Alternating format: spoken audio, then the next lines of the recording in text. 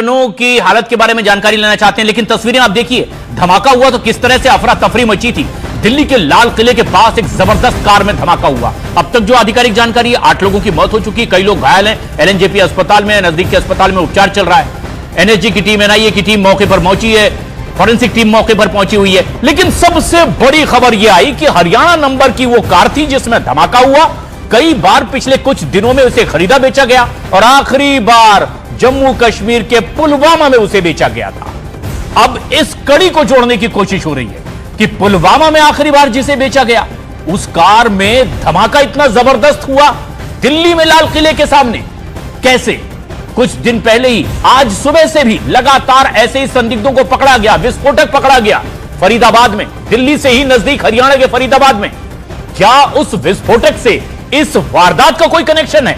अभी तक आधिकारिक तौर पर तो नहीं कहा गया, लेकिन आशंका उसी दिशा में आगे बढ़ती हुई। और गृह मंत्री अमित शाह ने भी कह दिया है कि हर एंगल से जांच पड़ताल हो रही है, ऐसा कोई एंगल नहीं जिसे छोड़ा जा रहा हो, यानी कि किसी भी आशंका को नजरअंदाज नहीं किया जा रहा है। तस्वीरों को देखकर आप अंदाजा लगाइए, जैसे ही धमाका हुआ है किस तरह की अफरा तफरी थी, भागम भाग थी, लोग जान बचाने के लिए दाएं बाएं भाग रहे थे।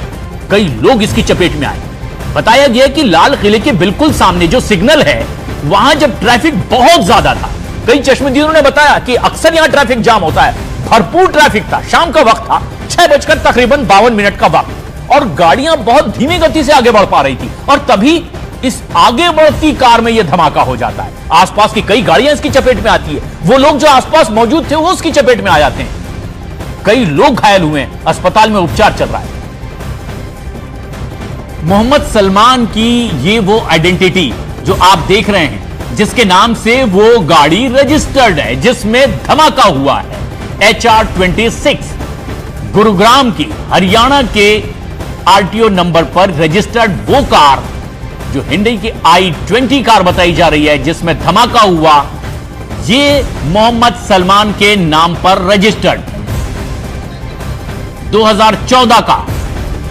और ऐसे में जब इसकी तफ्तीश आगे बढ़ाई गई तो पता यह चला कि पिछले ही कुछ दिनों में यही कार कई बार खरीदी बेची गई।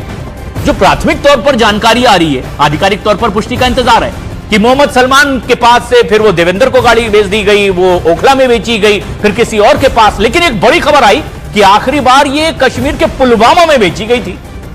अब ये पुलवामा से दिल्ली कैसे आ गई, लाल किले के पास उसमें इतना बड़ा धमाका कैसे हो गया, यही तो जांच पड़ताल का विषय है।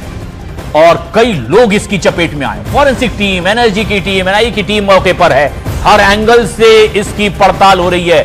गृह मंत्री ने कहा बहुत जल्द पता चल जाएगा वजह आखिर क्या है। लेकिन अब तक सिर्फ सवाल खड़े हुए हैं। शंकर आनंद हमारे सहयोगी हमसे सीधे जोड़ रहे हैं, मौके पर ही वो मौजूद हैं।